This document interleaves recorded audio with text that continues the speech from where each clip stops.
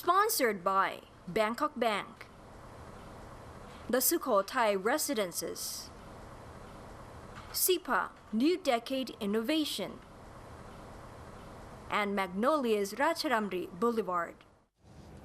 Good morning, ASEAN. Fresh up your world, your thought, and your idea with us every Monday to Friday from 7:30 to 8 a.m. I'm Nirasha Malisaklamia. And in It is Friday, the 20th of September. We will start off first with Thailand, Kunirasha, as the former Finance Minister Gonjatika Wanit was advised the government to reduce its plan to borrow 2 trillion baht to 400 billion baht, so it would not need funds from sources outside the state financial system.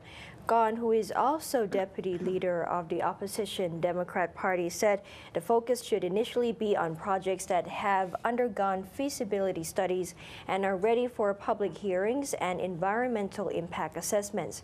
These projects would only require about 400 billion baht, he said, citing information from state agencies reporting to the House of Representatives vetting committee on the bill.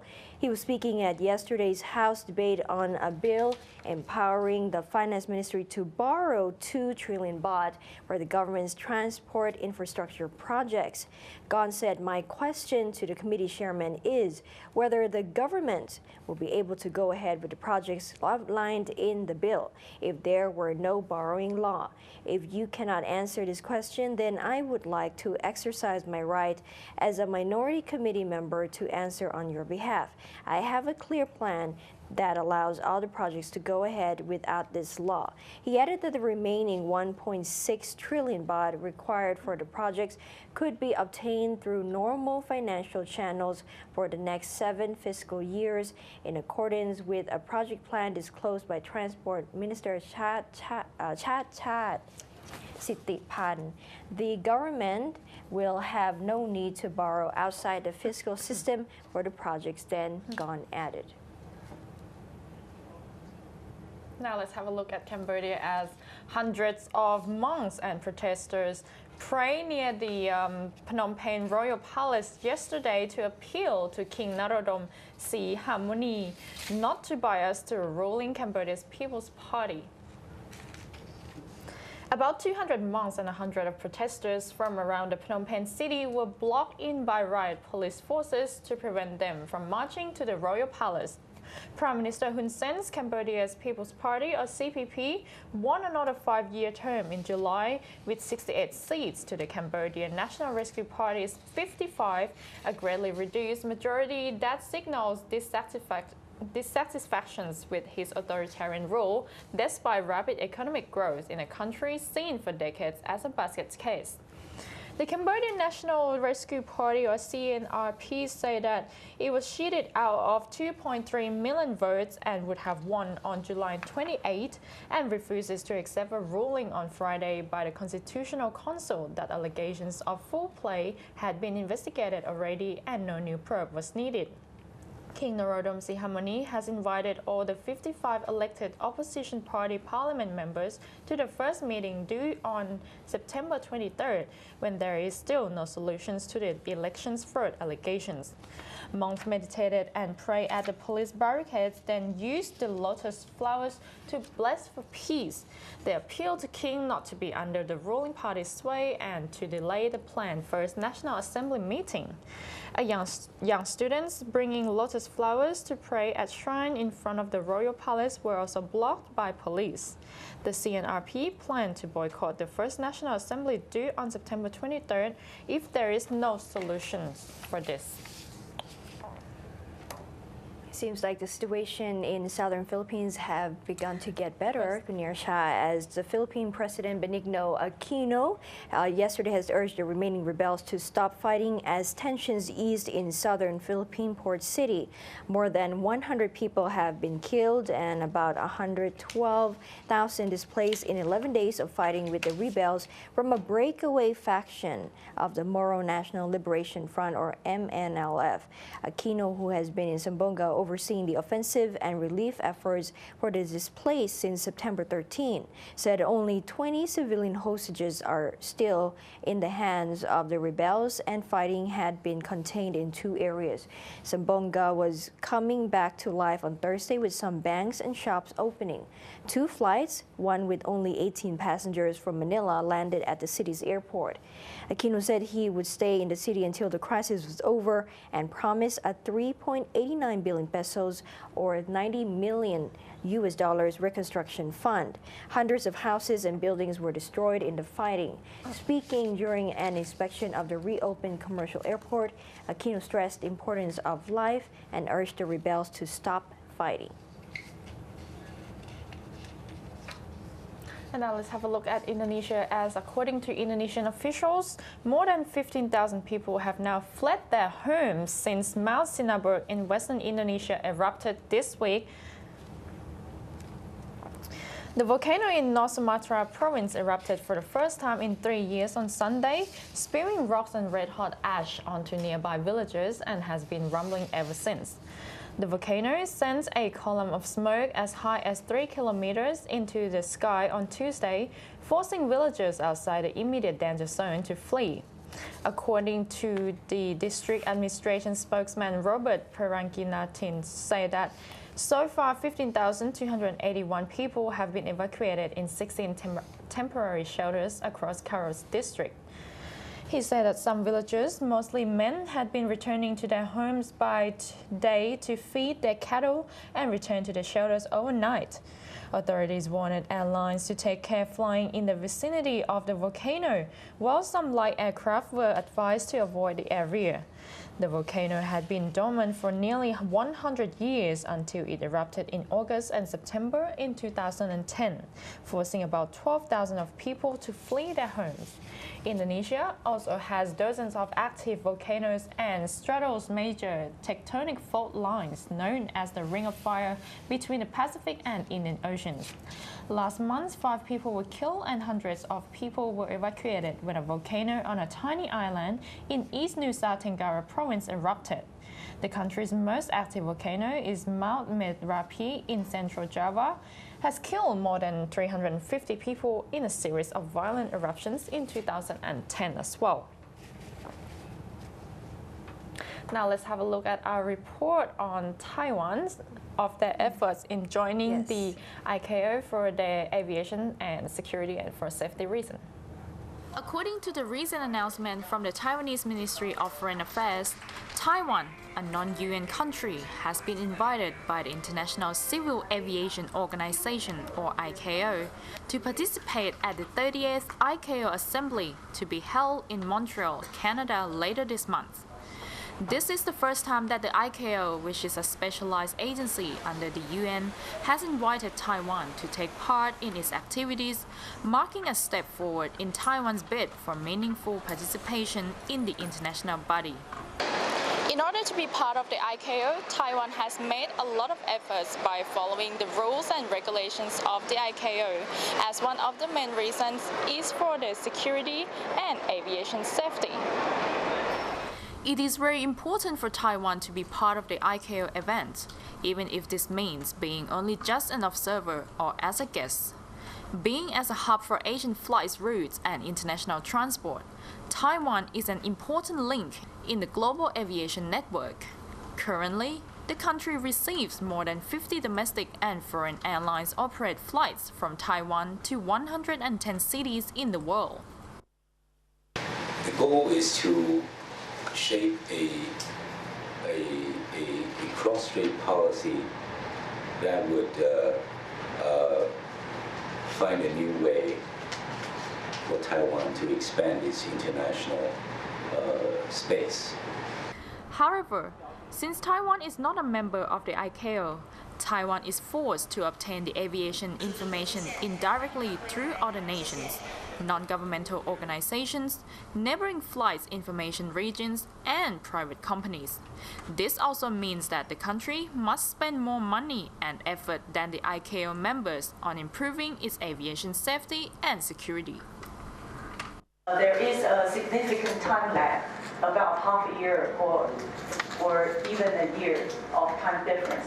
There is an example that happened a few months ago, several while ago, that ICAO has changed a route's name, one of the routing's name, and we were not informed until later. So then I think some aircraft has passed through by calling the name, and we rejected the pass. So this was one of the example because of the difference of the time that when the ICAO changed the route name, and we weren't notified because we were not the official notifying party. So that is one of the examples that we think will cause endanger the safety of this region's transportation. So we have mentioned just earlier in our presentation at Taiwan, as geographically is quite important for the passing through of this region's traffic. So we think that to maintain a very safe, up-to-date information, to enable us to provide a safe environment even for overflying traffic is very important. To date, the Taoyuan International Airport has about 23.13 million passengers per year, with the airport ranked as number 16 worldwide, while international cargoes amounted to 1.75 million tons, making the airport one of the busiest airspace in the world. Taiwan has a very large FIR, Flight Information Region, which is a piece of airspace where many international flights fly through, not just the ones coming to land in Taipei, but many of the flights coming to this part of the world. So in that sense, I think the question should be, do passengers, do airlines operating in this part of the world deserve to fly through that portion of airspace, which is a pretty big one, pretty large one? Do they deserve to have the best levels of safety and efficiency? And those levels are found within ICAO. And I think the answer pretty much is clear. Anyone should be allowed to have the same levels of safety flying through any airspace in the world. So I think that I see lots of common interest in Taiwan joining ICAO, much more than I see any breaches on interest from either side. But then again, if politics are played, then it's a different story. If we start playing about politics and forgetting that the main issue here is safety and efficiency, then I have no idea what's going to happen. In order to ensure the highest standard of air safety worldwide, Taiwan's participation in the ICAO activities is very crucial, as many would benefit from this. Taiwan already has all the qualities to be part of the ICAO. However, it's also a matter of time that will involve with a lot of decision making. Should Taiwan be part of the ICAO, the answer lies heavily with its main opponent, China. Taiwan has a long way to go, and it may need to get the approval from its mainland to be recognized as an independent state. Nirasha Malisaklami, Taipei. Despite the Lao government having increased the minimum wage since last year, but there are still some employers who are not following this policy. More on the story after the break.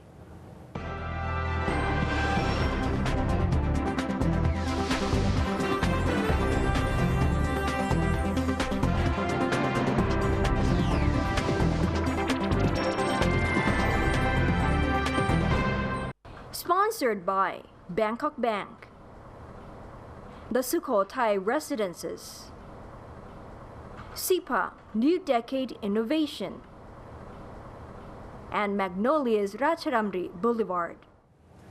Employers who continue to defy the Lao government's policy to raise the minimum wages will be dealt with under the law, according to the Ministry of Labor and Social Welfare. Onchan Thammawong spoke to the media about current issues with minimum wage laws yesterday at the annual government meeting with provincial governors in Vientiane. Employers who have not followed the law on labor and other regulations formulated by the government must be subject to the law for their violations, Onchan said. The government's decision to raise the monthly minimum wage from 348,000 kip to 626,000 kip came into force on January 1st, 2012, but many businesses have ignored the change. Onchan said an assessment conducted 1 year after the new rules were introduced found some employers were still not paying their workers enough. She said the ministry would keep pressuring businesses to follow the payment rates set by the government. The minimum wage is the monthly amount paid to unskilled workers with no professional experience who work 8 hours a day, 26 days a month. The minister said some businesses sought to cheat the system by claiming allowances for overtime, good performance, and social welfare benefits were part of a worker's base wage. The official said this is completely wrong. The government has defined the minimum wage per laborer per month, not the total income a laborer receives from his employer. And according to the Ministry of Labour, Employment and Social Security, Thai authorities will open 5 temporary passport issuing centres for Myanmar migrant workers whose visas in Thailand have expired. The centre will be open at the Myanmar Embassy to Thailand in Bangkok and in Ranong, Chiang Mai, Mahachang and Surat Thani, where most Myanmar migrant workers live. According to an officials from the Ministry of Labour, Employment and Social Security, 5 groups in Myanmar left for Thailand on September 14 to assign duties at 5 temporary passport issuing centres. During this week, they're going to issue temporary passports to Myanmar migrant workers. Under a new agreement between Myanmar and the Thai government, Myanmar migrant workers who present their temporary passports to Thai authorities will be permitted to stay and work in the kingdom. Moreover, Myanmar has asked Thailand's Labour Ministry not to arrest Myanmar migrant workers whose visas have expired, but to provide assistance to such workers when they are fined. According to the Migrant Workers' Rights Network, the bilateral agreement also allows Myanmar migrant workers who have resided in Thailand for 3 years to re-enter the country after staying 1 month in Myanmar.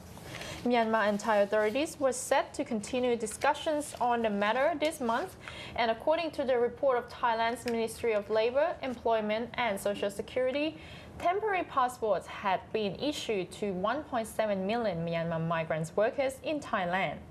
Meanwhile, there are more than 1,000 Myanmar migrant workers whose visas have expired but who are still working in Thailand. They are vulnerable to exploitations by the unscrupulous brokers they approach to extend their visas. And in Urbanista today, we're going to turn back the time and to have a look at how the people live back in the Ayutthaya era, especially the Dutch settler.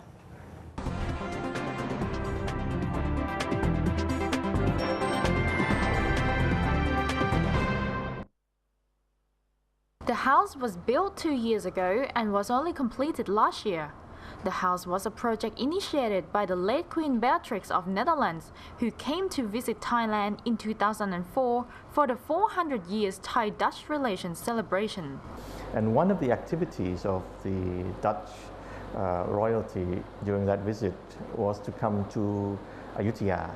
And at that time, the Fine Arts Department, Ministry of Culture, was excavating this actual location for traces of the Dutch settlement. The ancient And they found a lot of brick foundations, and they had a brick arch and lots of shards of pottery and glass and bits of old Dutch pipes and all sorts of things. So I think that Her Majesty Queen Beatrix was impressed enough by the Fine Arts Department's excavations, and I think probably to commemorate and to promote Thai-Dutch relations for the future, she donated very generously a large amount of money to build a kind of information center, and that's how this. Apart from the bilateral relationship between Thailand and the Netherlands, the purpose of building this house is to give information to young people, especially for Thai people, as well as tourists, about how the Dutch settler history in Thailand, who were in Ayutthaya for over 150 years. That we're trying to do on this upper floor of the building to portray life in Ayutthaya for the Dutch. You know, what did they have to do? Like here, they had to be merchants, they had to go into court, and they had to be diplomats, you know, all in one person. All in one person? Because if you trade in those days, you have to deal with the royal monopoly system. The king monopolized many of the trading goods, so you had to negotiate with the king, you had to negotiate with the officials delegated by the king. And so they had to be up to date with politics, up to date with social gossip.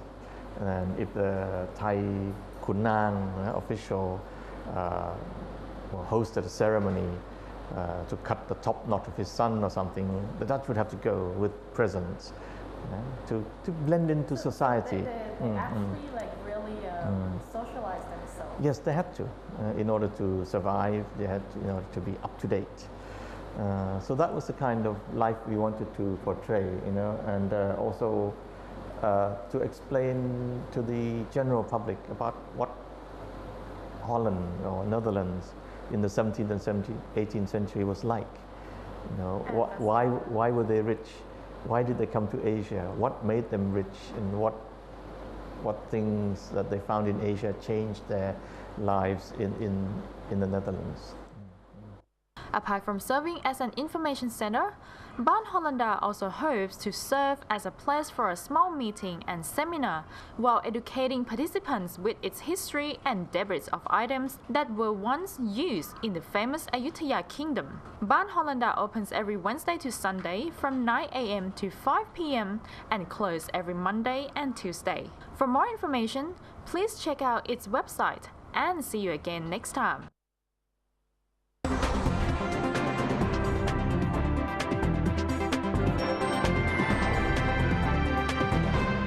And that wraps up our Good Morning ASEAN edition for today. See you again, same time, same place, same channel. Thank you so much for watching. I'm Mina Jongprasit. And I am Neeraj Amalisak. Let me have a great weekend. สวัสดีค่ะ สวัสดีค่ะ